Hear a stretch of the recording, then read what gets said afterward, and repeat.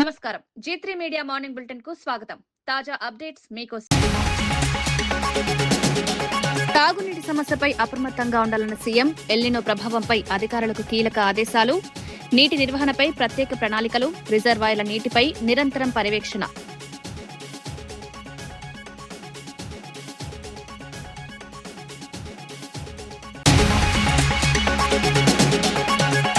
బీహార్ ఉప ఎన్నిక ఫలితంపై స్పందించిన మంత్రి పొన్నం, ప్రజల తీర్పును గౌరవించాలన్న మంత్రి, బీహార్ ఫలితం ప్రజాస్వామ్యానికి నిదర్శనం, ప్రజల విశ్వాసాన్ని నిలబెట్టుకోవాలన్న పొన్నం.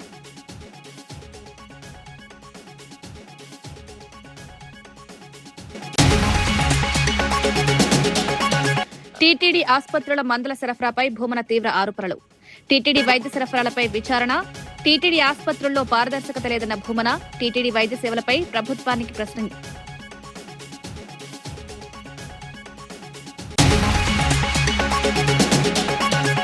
విద్యార్థులకు సీఎం క్షమాపణ చెప్పాలన్న రాకేష్ రెడ్డి. ఇంజనీరింగ్ విద్యార్థులపై వ్యాఖ్యలను ఖండించిన రాకేష్, విద్యార్థుల మనోభావాలు దెబ్బతీశారని వ్యాఖ్య, యువతను అవమానించడం తగదన్న రాకేష్ రెడ్డి.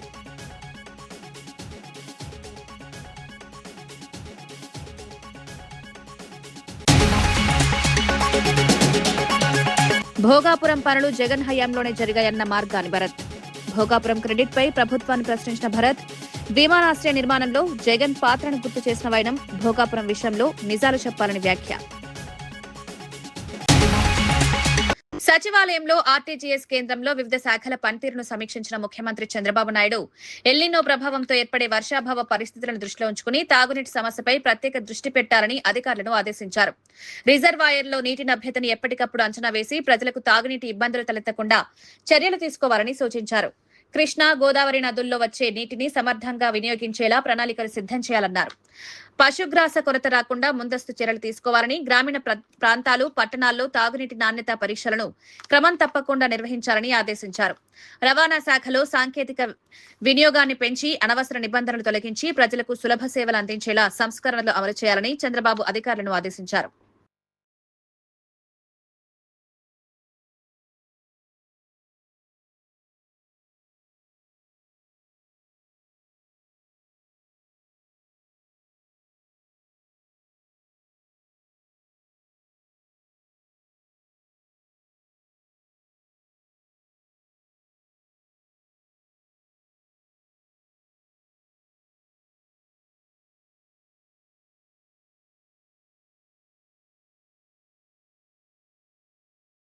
బీహార్ ఉప ఎన్నిక ఫలితంపై తెలంగాణ మంత్రి పొన్నం ప్రభాకర్ స్పందించారు. బీజేపీ జాతీయ అధ్యక్షుడు నితిన్ నవీన్ ఖాళీ చేసిన స్థానంలో బీజేపీ పరాజయం పాలవడం ప్రజల తీర్పుకు నిదర్శనమన్నారు. ప్రజాస్వామ్యంలో రాజ్యాంగ విలువలను గౌరవిస్తూ ప్రజల అభిప్రాయానికి అనుగుణంగా పాలన సాగించాలని ఈ ఫలితం స్పష్టం చేసిందన్నారు. నియంతృత్వ ధోరణులు కొనసాగవని ప్రజలు మరోసారి తమ ఓటుతో నిరూపించారని వ్యాఖ్యానించారు.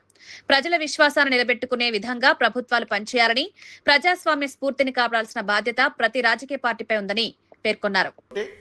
భారతీయ జనతా పార్టీ పతనం ప్రారంభమైంది. మన్ కీ బాత్ కాదు, ప్రజల మాట వినమని చెప్తా ఉన్నది ప్రజలు. అంతేకాదు నరేంద్ర మోడీ, అమిత్ షాల తానేషాహి ఏదైతే నియంతృత్వం ఉందో నడవదు అని చెప్తా ఉన్నారు ప్రజలు. ప్రజాస్వామ్యము, రాజ్యాంగము ఈ భారతదేశ భౌగోళిక, సామాజిక అన్ని పరిస్థితులలో అర్థం చేసుకొని ఇక్కడ ఉన్నటువంటి సామాజిక పరిస్థితులను నడపాలి తప్ప నియంతృత్వంగా నడవదు ప్రభుత్వం అనే మాట చెప్పే ప్రయత్నం జరిగింది. ఇప్పటికైనా భారతీయ జనతా పార్టీ బుద్ధి తెచ్చుకొని సరైన విధంగా ప్రజలకు పరిపాలన అందించాలని డిమాండ్ చేస్తూ ప్రజాస్వామికంగా ఉండాలని కోరుకుంటూ కాంగ్రెస్ పార్టీ తరఫున ఇది భారతీయ జనతా పార్టీకి ఒక చెంపదెబ్బలాగా భావిస్తూ ఉంది. సిపిఎం సీనియర్ నాయకుడు, రైతు సంఘం మాజీ డివిజన్ కార్యదర్శి, బస్వాపురం మాజీ సర్పంచ్ కామ్రేడ్ రాసాల వెంకటేశ ప్రథమ వర్ధంతి సందర్భంగా ఈ నెల 6న బస్వాపురంలో స్మారక స్తూపావిష్కరణతో పాటు బహిరంగ సభ నిర్వహించనున్నట్లు సిపిఎం రాష్ట్ర కమిటీ సభ్యుడు కొండమడుగు నరసింహం తెలిపారు. ఈ కార్యక్రమానికి సిపిఎం రాష్ట్ర కార్యదర్శి జాన్ వెస్లీ, కేంద్ర కమిటీ సభ్యుడు ఎస్ వీరయ్య, రాష్ట్ర కార్యవర్గ సభ్యుడు ఎండి జహంగీర్ తదితరులు హాజరవుతారని వెల్లడించారు. రైతులు, వ్యవసాయ కార్మికులు, పేద ప్రజల హక్కుల కోసం రాసాల వెంకటేష్ జీవితాంతం పోరాడారని కొనియాడారు. ఆయన ఆశయాలను ముందుకు తీసుకువెళ్లేందుకు ఈ సభ దోహదపడుతుందని పేర్కొన్నారు. వారి స్తూప ఆవిష్కరణ బహిరంగ సభ నిర్వహిస్తూ ఉన్నాం. ఈ బహిరంగ సభకు సిపిఎం రాష్ట్ర కార్యదర్శి కామ్రేడ్ జాన్ వెస్లీ గారు, సిపిఎం పార్టీ కేంద్ర కమిటీ సభ్యులు కామ్రేడ్ ఎస్ వీరయ్య గారు, సిపిఎం పార్టీ రాష్ట్ర కార్యదర్శి వర్గ సభ్యులు యాదాద్రి భువనగిరి జిల్లా కార్యదర్శి ఎండి జహాంగీర్ గారు పాల్గొంటా ఉన్నారు. ప్రధానంగా కామ్రేడ్ రాసాల వెంకటేష్ గారు బసవాపురం ప్రాజెక్టు నిర్మాణం నుంచి మొదలుకొని ప్రాజెక్టు పూర్తయ్యే వరకు అనేక ఉద్యమాలు తీసుకుంటూ ప్రాజెక్టు కావాలనే ఒక పోరాటం నడుపుతూనే ప్రాజెక్టులో ముంపు గురవుతున్న రైతాంగానికి నష్టపరిహారం ఇవ్వాలని, ముంపు గురవుతున్న తిమ్మాపురం, తర్వాత లప్పనాయక్ తండా, చౌకుల తండా ఈ నిర్వాసితులకు బహిరంగ మార్కెట్ ప్రకారం 2013 భూసేకరణ చట్ట ప్రకారం నష్టపరిహారం ఇవ్వాలని అనేక ఉద్యమాలు నడిపిన దాంట్లో వెంకన్న పాత్ర చాలా గొప్పది. అదేవిధంగా రైతు సంఘం నాయకుడిగా ఇక్కడ బునాది గాని కాలువ గురించి కానీ, వడపర్తి కత్వ గురించి కానీ, రైతులకు పండించిన పంట గిట్టుబాటు ధర కావాలని, మార్కెట్ వ్యవస్థ ఉండాలని ఇట్లా అనేక కార్యక్రమాలు తీసుకుంటూ, అదేవిధంగా గొర్రెల కాపర్లు వృత్తిదారుల సమస్యల మీద కూడా వెంకన్న సుదీర్ఘమైన పోరాటాలు నడిపిన పరిస్థితి ఉంది. గ్రామ సర్పంచ్గా గ్రామాన్ని అభివృద్ధి చేసే దాంట్లో చాలా కీలక పాత్ర పోషించిన పరిస్థితి ఉంది.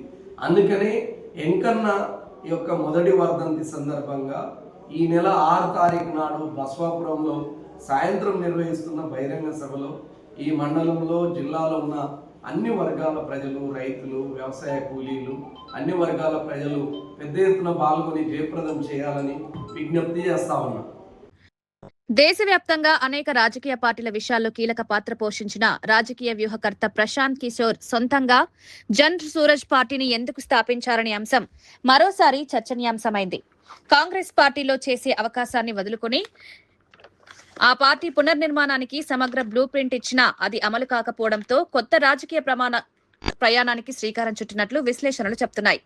రాహుల్ గాంధీతో జరిగిన చర్చల అనంతరం బీహార్ ప్రజల్లోకి నేరుగా వెళ్లాలని నిర్ణయించి పాదయాత్ర ప్రారంభించిన ప్రశాంత్ కిషోర్ ప్రజల సమస్యల ఆధారంగా రాజకీయ ప్రత్యామ్నాయం నిర్మించాలని లక్ష్యంగా పెట్టుకున్నారు. బాంకీపూర్ ఉప ఎన్నికలో బీజేపీకి ఎదురుదెబ్బ ఇవ్వడం నుంచి జన్ సూరజ్ పార్టీ ఆవిర్భావం వరకు జరిగిన రాజకీయ పరిణామాలు ప్రస్తుతం జాతీయ రాజకీయాల్లో ఆసక్తికర చర్చకు దారితీశాయి.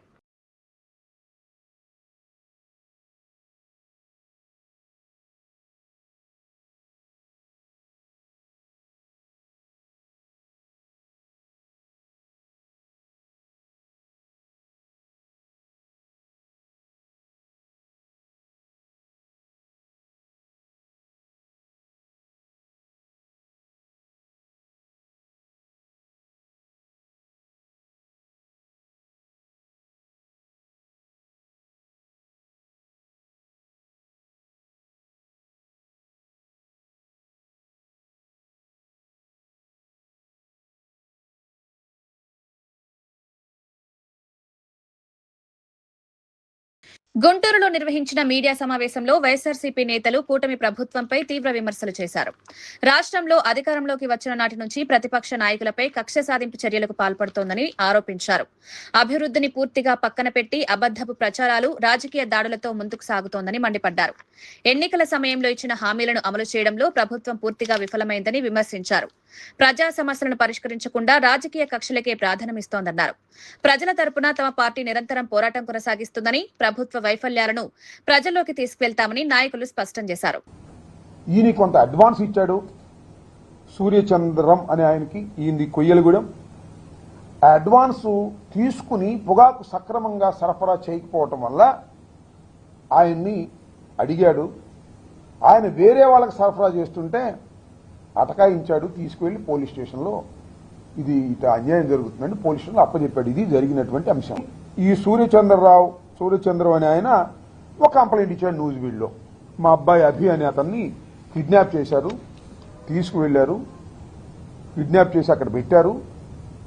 దాంతో నేను బషీర్ వీళ్ళ అబ్బాయి, ఎవరు ముస్తఫా గారి అబ్బాయి తీసుకువెళ్ళాడు, నేను ఎంక్వైరీ చేశాను. తర్వాత ముస్తఫా గారికి కూడా ఫోన్ చేస్తే ముస్తఫా గారు నా డబ్బులు ఇచ్చి తీసుకెళ్లి మీ అబ్బాయిని అన్నాడు అని ఎఫ్ఐఆర్లో ఉన్న సారాంశం.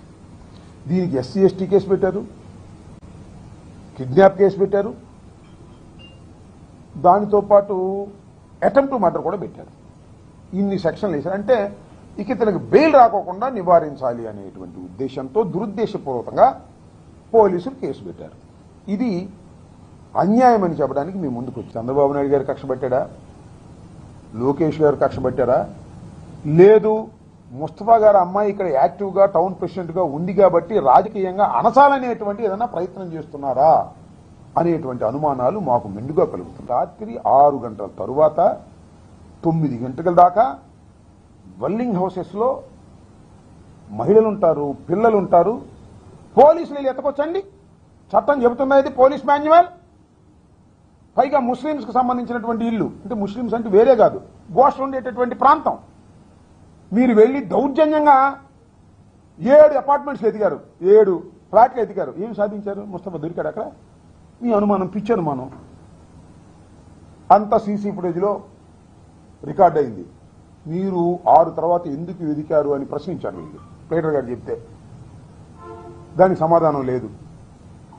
తర్వాత మళ్ళా కాకాని సీఏ వచ్చాడు. ఎవరతని పేరు? స్వామి. ఏం స్వామి? నారాయణ స్వామి. ఈ సీసీ ఫుటేజ్ తీసుకెళ్లిపోయాడు. ఎందుకు తీసుకెళ్ళాడని అడుగుతా ఉన్నా. ఆ ఇంటి దగ్గర, అపార్ట్మెంట్స్ దగ్గర ఉన్నటువంటి సీసీ ఫుటేజ్ ని ఏ చట్టం ప్రకారం తీసుకెళ్లాడు నారాయణ స్వామిని అడుగుతా ఉన్నా. అంటే సీసీ ఫుటేజ్ ఎత్తేస్తారా మీరు? పోలీసులు కాపాడిసిన వాళ్ళు అంటే ఎవిడెన్స్ దొరకకుండా ఉండేందుకు మేము రాత్రి ఎత్తుకాము అనే మా దగ్గర ఉన్నాయి అనుకుంటున్నాడేమో నారాయణ స్వామి. మా దగ్గర ఆ ఫుటేజ్ కానీ ఇంకా వేరే ఫుటేజ్లు కూడా ఉన్నాయి. మొత్తం అంతా మీడియా వాళ్ళు తీశారు, సెల్స్ అందరూ తీశారు. ఆ ఫుటేజ్ కాపీ కూడా మా దగ్గర ఉంది.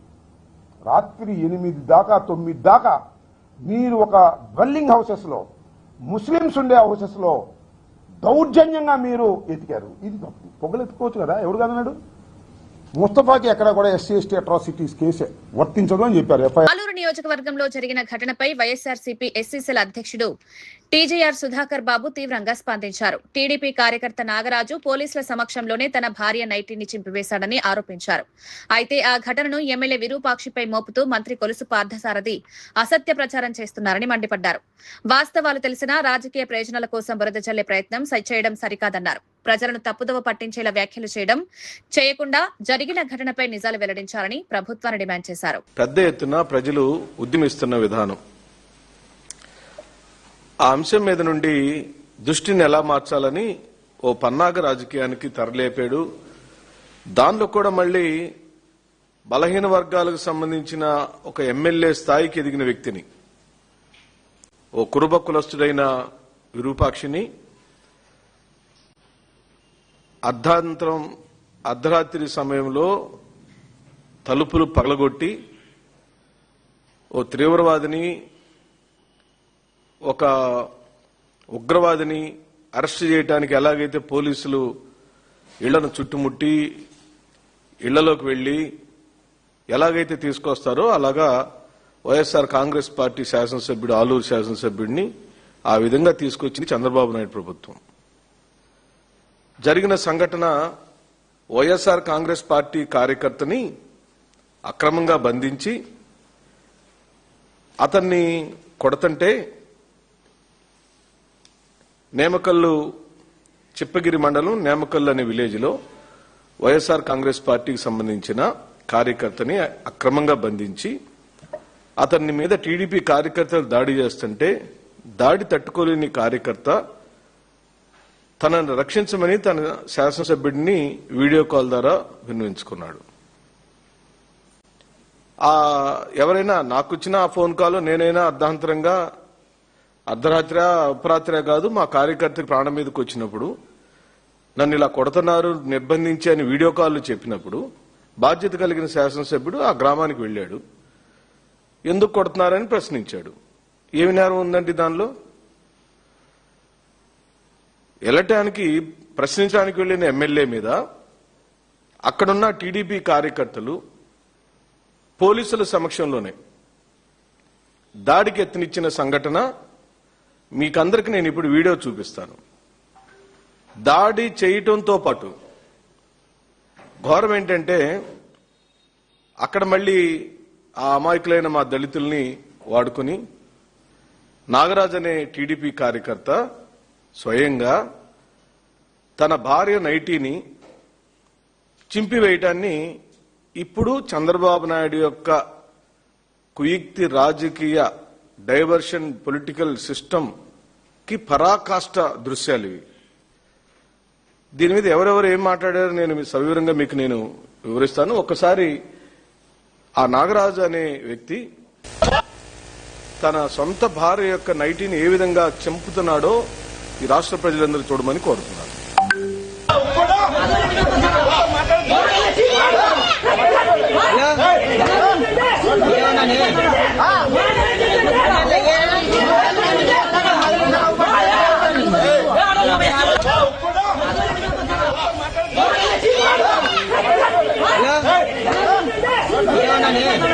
హోర్మోజ్ జలసంధి అంశంపై అమెరికాతో చర్చలు జరుగుతున్నాయన్న వార్తలను ఇరాన్ విదేశాంగ శాఖ అధికార ప్రతినిధి ఇస్మాయిల్ బఘాయి ఖండించారు. ఈ అంశంలో అమెరికాతో ఎలాంటి చర్చలు జరగడం లేదని స్పష్టం చేశారు. తమ సముద్ర రవాణా అవసరాలకు సంబంధించి ఒమన్తో మాత్రమే ద్వైపాక్షిక సాంకేతిక చర్చలు కొనసాగుతున్నాయని తెలిపారు. ఒమన్తో కుదిరే ఒప్పందం వల్ల హోర్మోజ్ జలసంధి పూర్తి స్థాయిలో తెరుచుకుంటుందనే ప్రచారంలో నిజం లేదన్నారు. అమెరికా విధించిన ఆంక్షలు సైనిక ఒత్తిడిల వల్లే ప్రస్తుత పరిస్థితులు ఏర్పడ్డాయని ఆరోపించారు.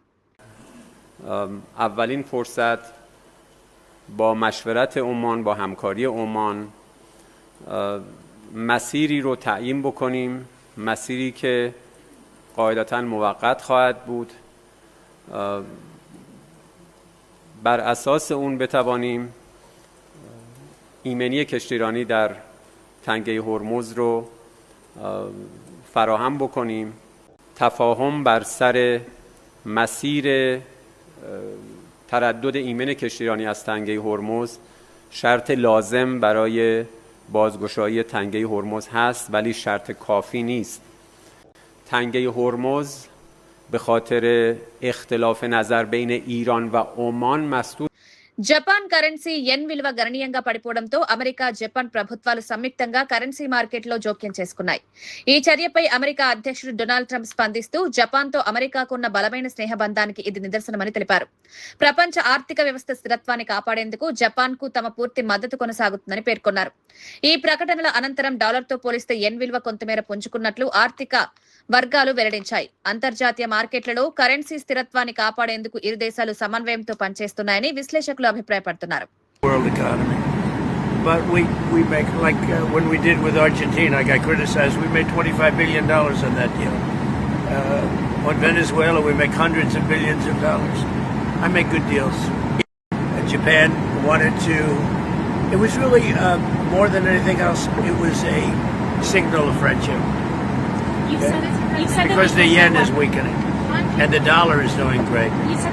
The fact is, our country is doing great. Everybody wants help from our country. You said the anti-weapon. I'm with ABC.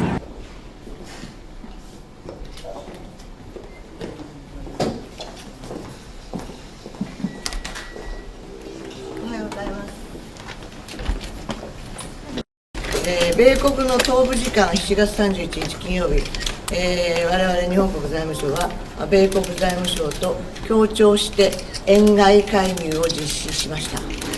今回の協調介入は2025年9月に発出しました日米財務大臣共同声明に基づき実施したものでございまして、最近見られた円の過度な変動や無秩序な動きに対処したものです。日本国財務省は状況を注視し、米国財務省との緊密なコミュニケーションを維持しています。我々は今後もさらなる協調。భోగాపురం అంతర్జాతీయ విమానాశ్రయంపై మాజీ ఎంపీ, వైఎస్ఆర్సీపీ జాతీయ అధికార ప్రతినిధి మార్గాని భరత్ స్పందించారు. విమానాశ్రయం విషయంలో జగన్ పై విష ప్రచారం చేస్తున్నారని ఆరోపించారు. భోగాపురం ఎయిర్పోర్టు కోసం 2800 ఎకరాల భూమిని సేకరించి రైతులకు పరిహారం చెల్లించడం, అవసరమైన అనుమతులు తీసుకురావడం, నిర్మాణ పనుల్లో 80% పూర్తి చేయడం అన్ని జగన్ ప్రభుత్వ హయాంలోనే జరిగాయని పేర్కొన్నారు. ప్రస్తుతం జరుగుతున్న అభివృద్ధికి మొత్తం క్రెడిట్ తీసుకునే ప్రయత్నం జరుగుతోందని విమర్శించారు. మీటింగ్ లో ఒక మహిళ చెప్పిన మాట, ఆ మహిళ చెప్పిన మాట ఎర్ర బస్సు రాని ప్రాంతానికి ఎయిర్ బస్ ఏంటనేది ఆ మహిళ చెప్తే జగన్మోహన్ రెడ్డి గారు ఆ మహిళ ఇలా చెప్పిందని చెప్పారు. దానికి అర్థము భోగాపురం ఎయిర్పోర్ట్ వద్దని కాదు. జగన్మోహన్ రెడ్డి గారు కూడా క్లియర్ గా ఆ రోజు చెప్పిన అంశం ఏంటి, గతంలోకి వెళ్తే అక్కడ నేవీకి సంబంధించి ఎయిర్పోర్ట్ ఉంది. ఆ ఎయిర్పోర్ట్ ఉంటుండగా ఇంకొక ఎయిర్పోర్ట్ ఎందుకు అనేది దానికి తాలూకా అర్థము. మరి అది నేవీ డిపార్ట్మెంట్, నేవీ వాళ్ళకి ఎయిర్పోర్ట్ వెనక్కి ఇచ్చేసినప్పుడు ఖచ్చితంగా ఒక డొమెస్టిక్ ఇంటర్నేషనల్ ఎయిర్పోర్ట్ అనేది రావాలి.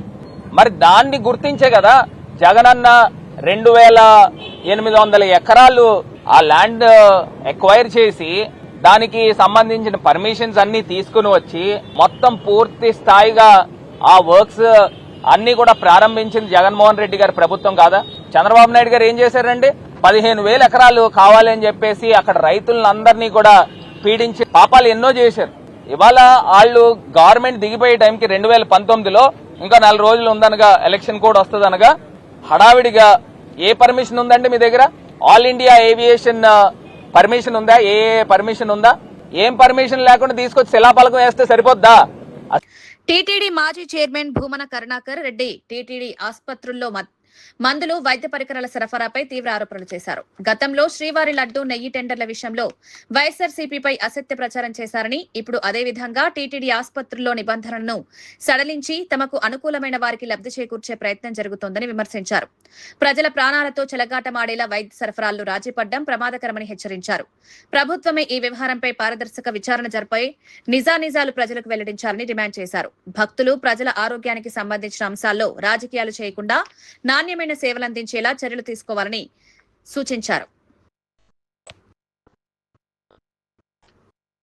ఉన్నటువంటి నిర్ణయమని నెయ్యి సరఫరాదారులకు సంబంధించిన టెండర్లకు జరిగిన సడలింపు వలనే మొత్తం నెయ్యంతా కూడా కల్తీ నెయ్యి వచ్చేసింది అని రకరకాలైనటువంటి నీచపు మాటలు మాట్లాడినారు చంద్రబాబు నాయుడు గారు, నారా లోకేష్ గారు, పవన్ కళ్యాణ్ గారు.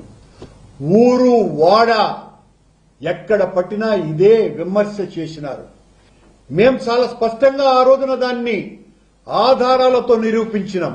మా సడలింపు ద్వారా ఒక్కటంటే ఒక్క పనికి మాలిన బిడ్డర్ కూడా టెండర్లో పాల్గొన్నటువంటి పని చెయ్యలేదు అని చంద్రబాబు గారి టైంలో ఎవరైతే పాల్గొన్నారో వాళ్లే మా హయాంలో మేము సడలించినప్పుడు కూడా పాల్గొన్నారు. ఆ కారణంగా వాళ్ళు ఏదైతే కారణం చెప్పినారో ఆ కారణంగా ఏ రకమైనటువంటి పొరపాటు అక్కడ జరగల. కానీ ఈరోజు చంద్రబాబు నాయుడు గారు, లోకేష్ గారి ఆదేశాలతో అత్యంత ప్రాణం పోసేటువంటి మందులకు సంబంధించిన నిర్ణయంలో టర్నోవర్ను ఒక్కసారిగా ఆకాశం నుంచి పాతాళానికి తీసుకుని వచ్చినారు. దీని ద్వారా నాసిరకం వస్తువులు, సామగ్రి, మందులు సరఫరా చేయటం ద్వారా ఆ సరఫరాదారుల ద్వారా కమిషన్లు కొట్టటానికి, కుమ్మటానికే ఈ నిర్ణయం తీసుకున్నారు. ఈ అజ్ఞాత కమిటీ, అజ్ఞాన అవినీతి కమిటీ ఏదైతే ఉందో, సిఫారసు చేసిందో, ఆ కమిటీలోకి సంబంధించినటువంటి వాళ్ళు ఈ సరఫరాదారులుగా మారబోతున్నారు. వాళ్ల భాగస్వామ్యం కూడా ఉంది అన్నటువంటి అనుమానాలు ఇప్పుడు అంతా కూడా వ్యక్తమవుతున్నాయి. దీనికి సంబంధించినటువంటి చర్చలో పాలక మండలిలోనే ఒక పెద్ద ఫార్మాస్యూటికల్ కంపెనీ నడుపుతున్నటువంటి ఒక పాలక మండలి సభ్యురాలు, దేశంలోనే పెద్ద ఫార్మాస్యూటికల్ కంపెనీ నడుపుతున్నటువంటి సభ్యురాలు ఒకరు. బీఆర్ఎస్ నాయకుడు ఏనుగుల రాకేష్ రెడ్డి ముఖ్యమంత్రి రేవంత్ రెడ్డి చేసిన ఇంజనీరింగ్ విద్యార్థుల వ్యాఖ్యలను తీవ్రంగా ఖండించారు. ఇంజనీరింగ్ విద్యార్థులను క్రిమినల్ వేస్ట్ గా అభివర్ణించడం దురదృష్టకరమన్నారు. విద్యార్థులకు ఉద్యోగ దరఖాస్తులు కూడా నింపడం రాదని వ్యాఖ్యానించిన సీఎం, కొడంగల్లో జరిగే ఎన్నికలపై తనపై పోటీకి 1,00,000 మంది విద్యార్థులు నామినేషన్లు వేస్తారని ఎద్దేవా చేశారు. విద్యార్థుల ఆత్మగౌరవాన్ని దెబ్బతీసేలా మాట్లాడడం సరికాదని వెంటనే బహిరంగ క్షమాపణ చెప్పాలని డిమాండ్ చేశారు. అంతేందుకు మన తెలంగాణలో ఎంత పేదరికం ఉండే, ఎన్ని ఆత్మహత్యలు, ఎన్ని వలసలు. మరి ఆ రోజు కేసీఆర్ గారు మా ప్రజలందరూ బిచ్చగాళ్ళని మాట్లాడినలా? అట్లా మాట్లాడారు కదా, బాధ్యత ఉంటుంది కదా. కాబట్టి మీరు క్రిమినల్ వేస్ట్ అని మాట్లాడడం చాలా దురదృష్టకరము. హార్వర్డ్ వేయిన్లు వారం రోజులు శిక్షణ తీసుకుంటాం కన్నా ఆయన మారుతాడని చెప్పి అధికారులందరూ భావించిళ్ళు. వాళ్ళు ఎంతో ఆలోచించి ముఖ్యమంత్రి స్థాయిలో ఈయన మాట్లాడతలేడు కాబట్టి, మన రాష్ట్రంలో ఉన్నటువంటి పెట్టుబడులన్నీ పోతున్నాయి కాబట్టి కనీసం ఈయన మారాలని హార్వర్డ్ పంపిస్తే వారం రోజులు ఆడ చదువు చెప్పినా కూడా ఈయన మారలే. ఇప్పుడు తలకాయ పట్టుకుంటున్నారు అధికారులందరూ కూడా. ఎందుకంటే మీరు ఆలోచించండి, ఆయన చేసిన కథ వల్ల ఈరోజు కన్స్ట్రక్షన్ ఇండస్ట్రీ పోయింది, రియల్ ఎస్టేట్ పోయింది. ఇప్పుడు దీనివల్ల ఈ ఉన్న ఐటీ, మ్యానుఫ్యాక్చరింగ్, ఈ సర్వీసెస్ ఇండస్ట్రీ కూడా పోతే రాష్ట్రం మొత్తం దివాలా తీసేటువంటి ఒక పరిస్థితి ఉంటుంది. కాబట్టి ముఖ్యమంత్రి గారు వెంటనే బేషరతుగా ఈ రాష్ట్రంలో ఉన్నటువంటి ఇంజనీరింగ్ విద్యార్థులందరికీ కూడా క్షమాపణ చెప్పాలి. క్షమాపణ చెప్పకపోయినట్టయితే తప్పకుండా నువ్వు అప్లికేషన్ రాయరాదు అన్నావు కదా, జాబ్ అప్లికేషన్ రాయరాదు అన్నావు కదా, కొడంగల్లో నామినేషన్ అప్లికేషను తప్పకుండా 1,00,000 మంది ఇంజనీర్లు రాస్తారు, తప్పకుండా పోటీ చేస్తారు నీ మీద, నిన్ను ఓడించేటువంటి ఒక ప్రయత్నం చేస్తారు రేవంత్ రెడ్డి గారు అని చెప్పి హెచ్చరిస్తూ వెంటనే మరి క్షమాపణ చెప్పాలి. ఫీజు రీయింబర్స్మెంట్ ఎగ్గొట్టడానికి ఇలాంటి చిల్లర వేషాలు మానుకోవాలి. నీకు నిజాయితీ ఉంటే, నీకు చిత్తశుద్ధి ఉంటే వెంటనే 11,000 కోట్ల రూపాయల ఫీజు రీయింబర్స్మెంట్ స్కాలర్షిప్ బకాయిలు చెల్లించాలని చెప్పి కూడా ఈ సందర్భంగా నేను మనవి చేస్తూ, వెంటనే జాబ్ నోటిఫికేషన్లు కూడా ఇవ్వాల్సిందే ఈ సందర్భంగా మనవి చేస్తూ మీ అందరికీ కూడా పేరు పైన ధన్యవాదాలు. తాగునీటి సమస్యపై అప్రమత్తంగా ఉండాలన్న సీఎం, ఎల్నినో ప్రభావంపై అధికారులకు కీలక ఆదేశాలు, నీటి నిర్వహణపై ప్రత్యేక ప్రణాళికలు, రిజర్వాయర్ల నీటిపై నిరంతరం పర్యవేక్షణ.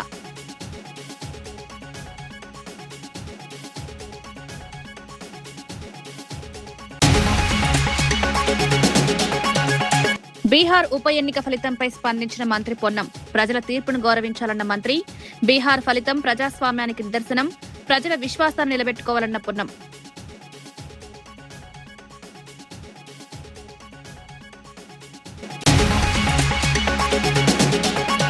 టీటీడీ ఆసుపత్రుల మందుల సరఫరాపై భూమన తీవ్ర ఆరోపణలు, టీటీడీ వైద్య సరఫరాలపై విచారణ, టీటీడీ ఆసుపత్రుల్లో పారదర్శకత లేదన్న భూమన, టీటీడీ వైద్య సేవలపై ప్రభుత్వానికి ప్రశ్న.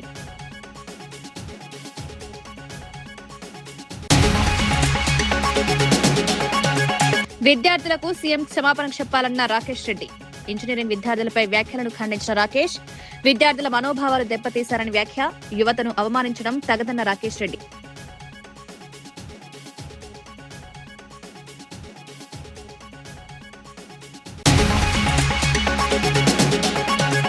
భోగాపురం పనులు జగన్ హయాంలోనే జరిగాయన్న మార్గాని భరత్, భోగాపురం క్రెడిట్ పై ప్రభుత్వాన్ని ప్రశ్నించిన భరత్, విమానాశ్రయ నిర్మాణంలో జగన్ పాత్రను గుర్తు చేసిన వైనం, భోగాపురం విషయంలో నిజాలు చెప్పాలని వ్యాఖ్య.